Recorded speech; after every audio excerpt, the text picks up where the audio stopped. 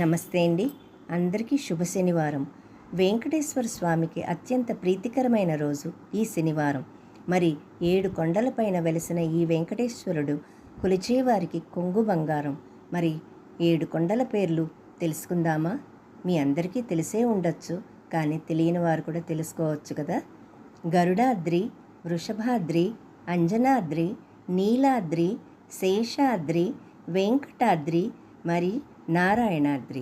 మరి ఈ పేర్లు ఈ కొండలకి ఎలా వచ్చాయో తెలుసుకుందాం.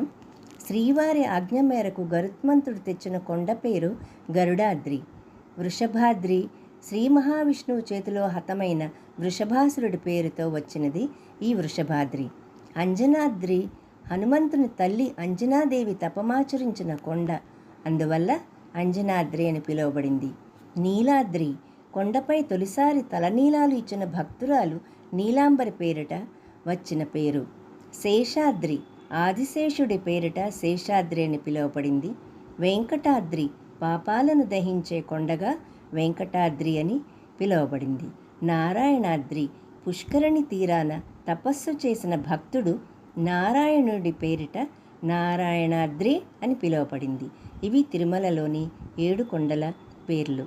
మరి ఆ వెంకటేశ్వర స్వామి కరుణాకటాక్షాలు అందరిపై ఉండాలని, మెండుగా కురుస్తూ అందరూ ఆరోగ్యంతో సంతోషంగా ఉండాలని కోరుకుంటున్నాను. నమస్తే అండి.